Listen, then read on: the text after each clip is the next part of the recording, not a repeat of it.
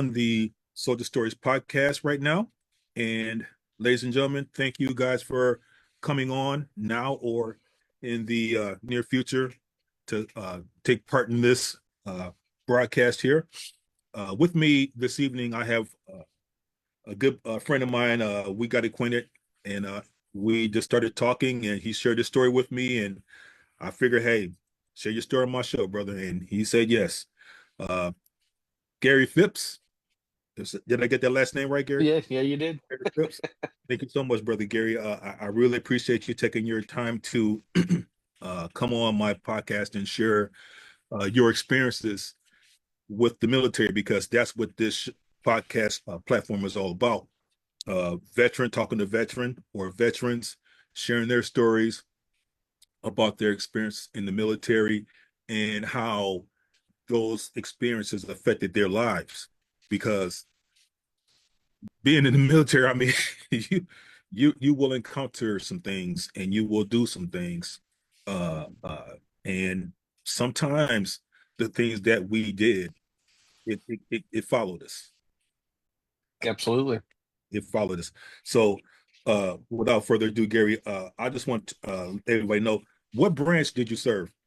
I served in the Army. Army. How Yep. long?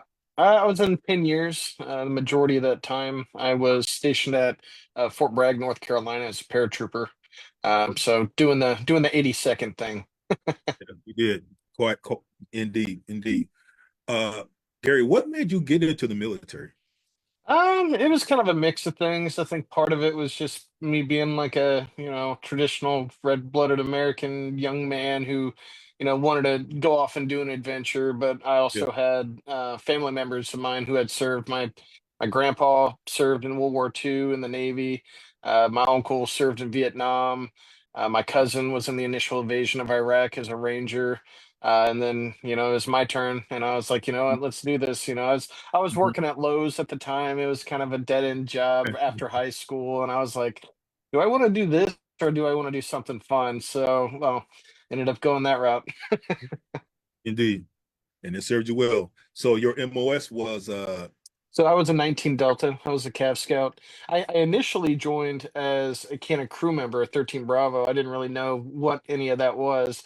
But actually during my first deployment, I reclassed to a scout. So whenever I got back to the States, I ended up doing retraining and then moved to a scout unit. scout. Okay, okay.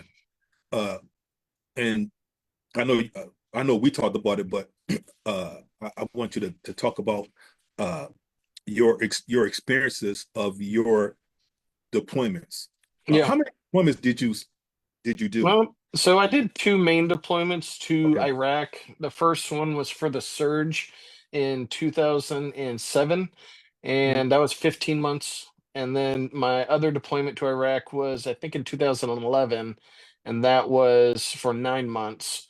And then I also did a small deployment to Haiti in between that for earthquake response for humanitarian efforts that we did down there. And I Mhm. was only there for probably about 6 weeks, but yeah, the Iraq deployments, especially the first one, they were more of a doozy. Right, right, right, right. Uh, and how long was that Iraq deployment? Well, the first one was 15 months. I got to come home on mid-tour leave for 2 weeks, which was nice to split up, a 15-month-long deployment. It was only supposed to be 9 months, but it ended up getting extended about midway through. And, they were like, well, we're going to pay you guys a little bit more because we're extending it. And I was like, I mean, what else am I going to do? All right. Whatever. Okay, So. okay, I'll do it. So what so walk me through the experience of what it was like to be in the thick of things in Iraq, Gary, because uh I don't think a lot of people understand uh the depth of being out there. You know what I'm saying? On It's not even day by day, it's hour by hour. You dig, Yeah. minute by minute. And I really don't think that people truly understand what it is, what it's like to be deployed. Yeah, Okay. well, I always tell people too, just like joining the military, your experience may vary, depending on your job, where you're at. Yeah, But yeah. I was quote unquote lucky enough to get the full on experience, of being deployed, not necessarily being stuck or trapped at a fob or something like that. I was outside the wire the majority of my time there, Mm, doing dismounted patrols, raids, working with the Iraqi army, going on patrols, mounted patrols, looking for IEDs. We did specialty missions trying to find IED bomb makers and mm, tracking down guys with RPGs and stuff like that. And yeah. it's one thing I liked about the army in general, but also about my first deployment was every day was a little different. It wasn't just monotony every single day. You didn't really know what was going to happen, which kept you on your toes. Made time pass a little quicker. For a 15-month long deployment. But yeah, it's every day was different. Man, wow. Okay, okay. Now, when you got back to your duty station, did you notice anything different about yourself? Yeah, well, actually, even before we came back to Fort Bragg, whenever I was on mid-tour leave, I got back home and all my friends and family, they were like, you're not like you used to be. They were like, Mm. you're way more calm than you used to be. Because I used to be kind of a rambunctious, outgoing, which I guess I still kind of am, but compared, it's almost like I went to Iraq and I did a lot of growing up in a 6-month period of time, Okay. enough to where people noticed. Hmm.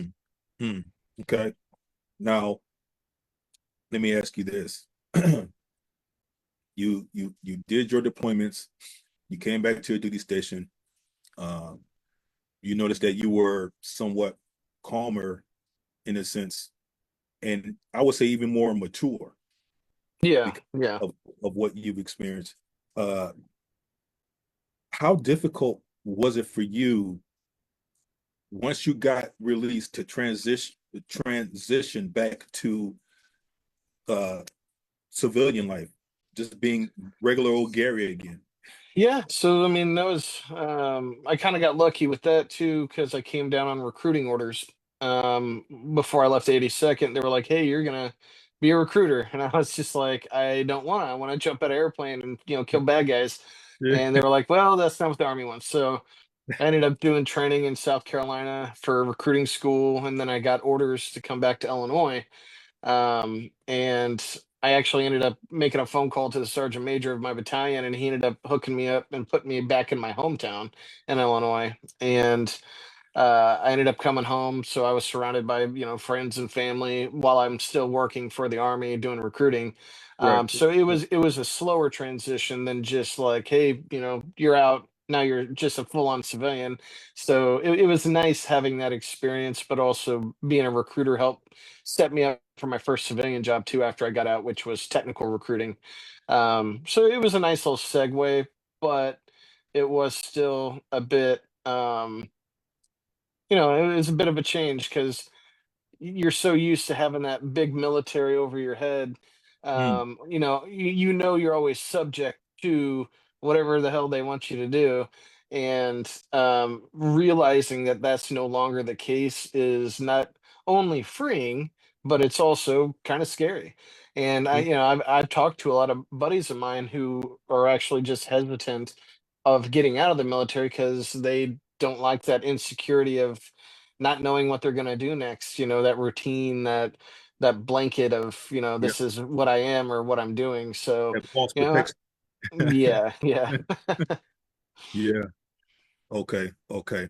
Uh, so your transition, thank God, was rather smooth. Hmm. Okay, cool. And I know we did talk when we had our initial conversation, Gary. I know you mentioned that you went through a rough patch with your, uh, I guess, your mental state of being because you said after your deployment you were angry a lot and you drank a lot. Yeah, Uh, absolutely. it was, Yeah, it was just part of the anger. I don't even know exactly where that came from, but an example would be anytime I saw like a military aged male or a young guy my age that wasn't in the military, some slacker on the street or something like that, it just kind of enraged me because I was like, look at you, doing nothing. And the Yeah. things that me and my buddies had to do that were so hard, Mm. and you don't even know. And Mm-hmm. then, on top of that, drinking, just because I guess I didn't know how to process the feelings I was having, so just wanted to make them go away, and then that Mm. starts to get out of hand. And Mm. luckily I had an amazing wife. I still have that same amazing wife that grinned and bared it with me through that whole process, and everything's good to go now. But yeah, it was rough for a while, and I think, you know shout out to military wives out there who hold Yeah. hold down the fort, and also Yeah. rein in their crazy husbands. Yeah. Yeah. Yeah. That's a good point because I think in all the talk that we do about what we endure, we forget about the wives that they stuck it out. Hmm. They endured. Uh, they endured us, Yeah, right? yeah. I mean, They endured us and us not being there.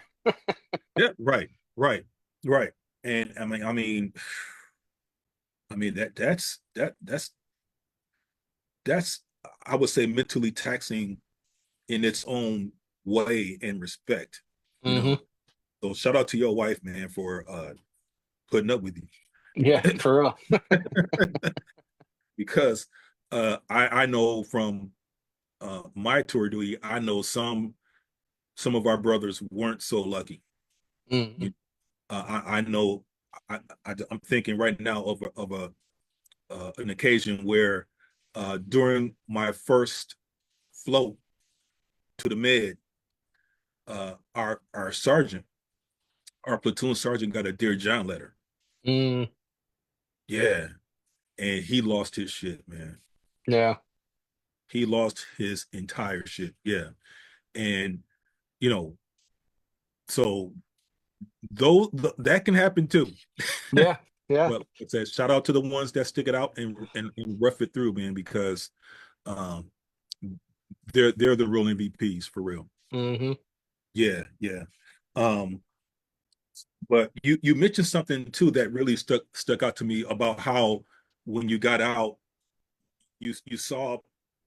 I guess that was like a trigger for you that you saw people that was just you know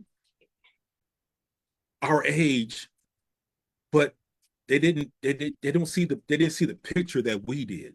Yeah, They didn't see the bigger picture of life and how fragile it is because we've seen things and we've experienced things and you know we have a different appreciation of life, Gary.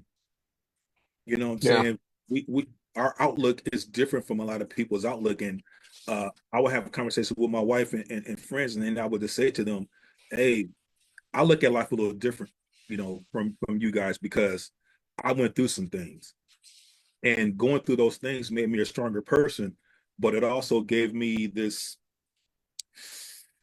uh this this somewhat lack of trust, Mm, if that makes sense. yeah. Uh, and it gave me this sense of, if the shit really went down, can I really depend on you? Mm. Yeah, I see that a lot with my friends back home. Coming home, hanging out with my old buddies, who weren't in the military, and you see them in a different light. You're like, I still like you, you're still my boy, but it's different. It's shit is different, man. Yeah. I mean, I just thought I was the only one because, I really do respect, the people that are in my corner and all that. But like I said, if it went down, man, I mean, hey, you know, are you willing to do this with me? Hmm. Because I've been through this shit. I don't know if you have, but I know I have, and I know what I'm mentally capable of doing. Yeah, You, and a lot of people don't know what they're mentally capable of doing. I mean, I would say, civilian wise, a lot of people are talk. And even in the military, I'll say, for instance, there was we were out on gate guard at our small JSS in the middle of Baghdad, and we started getting mortars. And our sergeant, I won't say his name, but it was him, me, and two other guys at the gate, and we started getting mortared. He dropped his rifle and ran back towards the building and left us Mm. out there. Oh, So I had to take charge, and I told the guys, get inside the Humvee, take cover and everything like that. But, and this oh, is one of those guys that, always try to act hard. I mean, he was a paratrooper, he was a sergeant, whatever, yeah, but he had never seen combat yet until that moment. And all of a sudden, he drops his rifle and takes off running, and derelicts all his duty. And so you really don't know what a person is capable of until they're placed in that situation. indeed, indeed, indeed, Gary. Yeah, indeed. Uh, did you ever feel the need to go to therapy when? Yeah, yeah, I did. I went, sure, while I was still an army recruiter. I was having some kind of anxiety issues and stuff like that, and just wanted to get checked out just in case. um and my wife encouraged me to do that too, so I was like, okay. And I went and got seen, and this therapist specialized, she was a civilian therapist, but she had PTSD training and stuff like that. And so she ran me through questions and tests and stuff like that. And then she said, imagine your PTSD is a rope, and when that rope breaks, that's when you have PTSD. She's like, your rope is just really frayed. And Mm, she's like, and I was like, okay. I was like, so I guess I was like, I don't know what to do with that, but I guess that helps me visualize it a little bit more. sure, I'm not necessarily broken. I just got to do a little repairing, I guess. And, that seems to have been the case, I guess. sure. And have you have you ever taken the time to do other things to help with the PTSD? Um, Not quite. Um, just focusing on work, family, taking it day by day has really been, the best thing for me. And, and I always said it too. I mean, I had guys that I served with that went through, I would almost say, either the same amount as me or maybe even less. But then they went on to claim full PTSD from the VA, and they get 100% disability and all that kind of stuff. And, part of me at first was, got angry. I'm like, what the hell? You can't handle it. I'm handling it. And then I realized, hey, everybody deals with things differently, I guess. And, I should consider myself lucky that I don't, I'm not that traumatized by a lot of the things maybe I should have been. Mm, mm, mm. And that's something because I know brothers and sisters who uh, they are fighting to get their disability, and Yeah. uh, and some uh, their PTSD is pretty far gone to the point where uh, they don't do well in social settings. You know, Mm. uh, their friend base is very small, Yeah. and I can say from experience myself, I I I don't do too well in certain environments. I have to keep reminding myself like, okay, I'm here, I'm here, Mhm. I'm you know It's easy to spiral sometimes. yeah, yeah, and you know we're not always in control, Gary. Yeah. And that's the thing, that's the humbling part about this journey, is that I understand that I'm not always in control. Hmm. I'm humble enough to admit that, and I was even more humble enough to go into counseling and really learn more about this thing called PTSD, because uh, I know I'm a little older than you, but when I was dealing with this, I mean, it wasn't even a thing, Yeah. so for brothers and sisters back in my time frame, I mean, we stuck it out. Yeah. We didn't want to admit that we were punks. We were soft, Hmm. broken. So we dealt with it. And I say that to ask you. I mean, did you ever feel like I say all that to ask you, did you ever felt like I'm not a punk, I'm all right. But deep down inside, in the back of your mind, you're like, some, something might be a little, something might be a little to the left with me, man. Yeah. No, I mean, I'll say in the 82nd, I always describe the 82nd as modern day Sparta. You have Mm, airborne there, you have Delta Force, you have Special Forces. Every morning you got formations, people running down the street singing songs about killing people, and it's just a normal way of life. yes, it Uh, is. and and I remember, whenever I first got to Fort Bragg in 2007 or 2006. That's kind of the mentality was, you didn't, if you said, hey, maybe I got, mental issues or something like that, and you wanted to go see help, it was looked down on. Not only by your peers, but also by the chain of command. And, they didn't want to hear it, basically. And that carried on for a number of years until probably halfway through my service. It started to shift. People were more like, hey, let's I guess we have to start talking about this now. You know what I mean? And that was good because it helped a lot of guys open up. But definitely at the beginning, it was you didn't mention anything like that, or else it could prevent you from going to other schools like sniper school, ranger school, stuff like that. Mm, If you had any mental evals that just didn't mesh well with that sort of school, then you were just prevented from going after that. mm, So a lot of guys just didn't because they were like they didn't want to be excluded from any potential schools that they might want to go to. mm, mm. Wow. So, what did you learn from your experience going into therapy, Gary?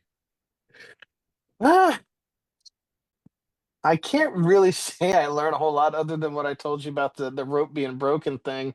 Other than I think the main thing I learned was it's okay to ask for help and it's not going to hurt anything. Mm, That just doing that alone, I think, was a nice mental barrier for me to cross. mm, But then again, like I said, the whole PTSD thing wasn't quite what my struggle was, with my experience. But um, if it is, reach out for help for, whoever's listening, definitely get it checked out. Or, indeed. and I have a big chat group with a bunch of my army buddies too on Facebook. And, we'll always reach out. Or if one of us, finds out one of the other guys isn't doing good, we'll tell the other guys, hey, shoot him a message, ask him how he's doing, see if he wants to talk. He's being funny. So just, staying aware and trying to stay in touch with, people that might be a little quiet. Yeah, yeah, yeah, yeah. And like I said, I have a friend who his PTSD is not it's bad. But he tries to mask it a lot. And um I know when the two of us get together, we have uh we sometimes have conversations about us and how we're feeling. Mm, And uh I know that he I know that he doesn't go in depth because he he can't, I guess. So it's like something prevents him from going into depth about his feelings or his experiences. But I do know for a fact that he went through, and he I guess he did the best he could. yeah. Uh and so I will always tell him, like, hey man, if I'll have that door open for him. Whenever you want to really, open up and talk, cool. And he told me once, recently, he told me, hey, uh, just check on me every couple of days. Yeah. If you don't hear from me, reach out to me and see how I'm doing. And I love and respect him for that, because uh, people need to people need to do what you said. Reach out.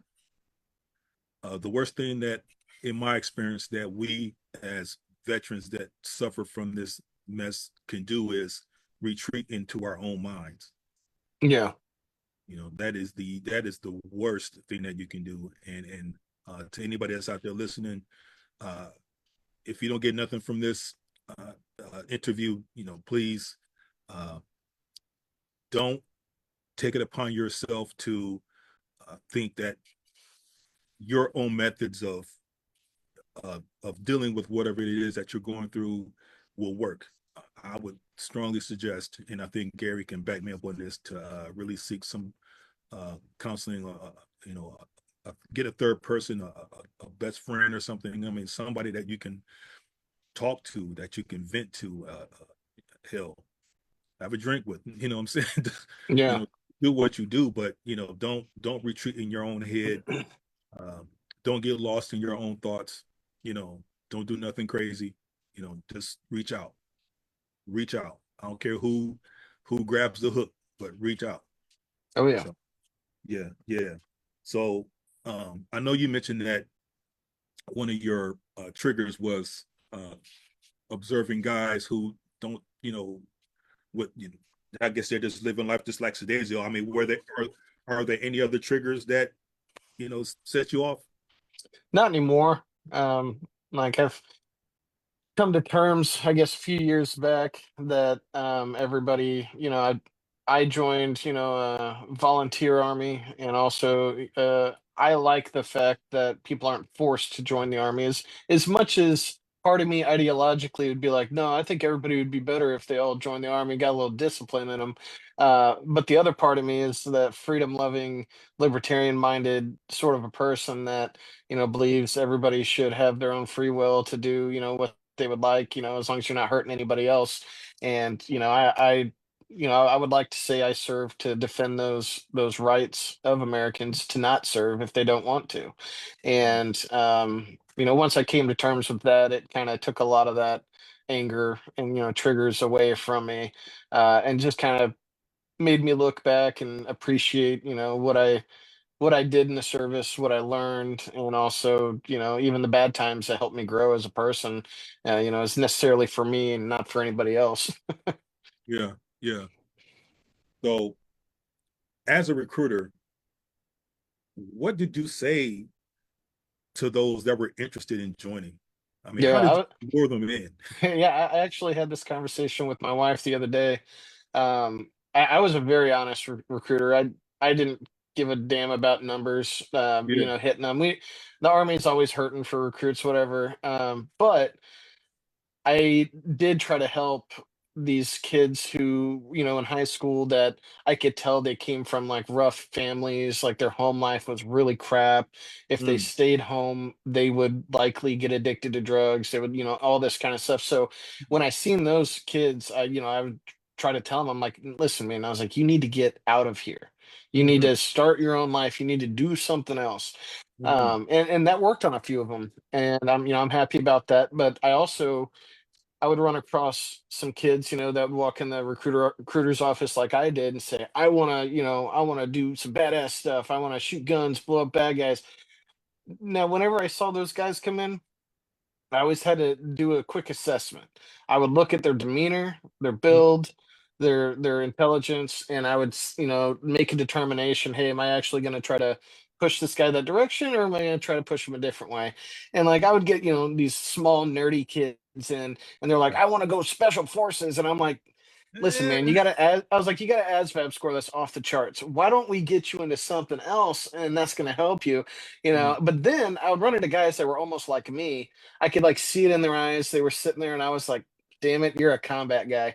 And I was like, "All right, let's find out which combat job you want." And yeah. then a lot of those guys went on to do good things, and unfortunately, a couple of those guys, ended up having their own PTSD issues from deployments they had Mm, subsequently after joining. mm, And I don't really guilt myself for that. I told them before, I was like, what you're getting into, right? And they're like, yes, I do. I was like, all right, man. I was like, I'm just helping you sign paperwork. I'm not making you. And they went on to do good things. Had a couple good recruits. Had an EOD recruit, really smart kid. Another guy who knew multiple languages. He ended up joining high ASVAB score. Had a really good Army career. Got out after a couple years, and now he's reaping the benefits of being a veteran, which there's a ton of them. and Yeah. college and just everything else out there for somebody who serves honorably and gets out. You don't have to do a full 20 years. Just do a handful of years, you can get out, and then you're a veteran forever after that. Yeah. Yes. Yes. Indeed. I think the time period is what, 90 days to be considered a veteran? I don't even know. I had some recruits that joined. They went to basic and they ended up getting like med boarded for something, and then they get 100% disability. And I'm What? like, yeah, yeah, yeah. This girl I put in the army ended up having problems with her knees or like really bad shin splints or something like that, Yeah. and they got bad enough to where uh she got disability, a bunch of disability for that. And then I had another girl who went to basic and didn't even make it to her unit, got kicked out, ended up getting a service dog from the VA, fully supplied and everything. What? People take advantage of the benefits system, which is terrible. But at the same time, it's like me right now. I literally did my first VA doctor's appointment yesterday, and I had whenever I got out of the army, I went through the VA process while I was still in, just to determine, disability and stuff like that. Mm. But there's been some issues coming up that I was like, all right, I need to go back. And so I finally made my initial appointment, and asked me the whole battery of questions, Yeah. burn pits and all that kind of stuff. And, Yeah. and so now I'm doing the slow process of getting, because I had a head injury too. Whenever I was in the 82nd during a training exercise, I Oh. ended up parachuting, and a gust of wind caught my parachute right before I hit the ground, and it slammed my head off the ground.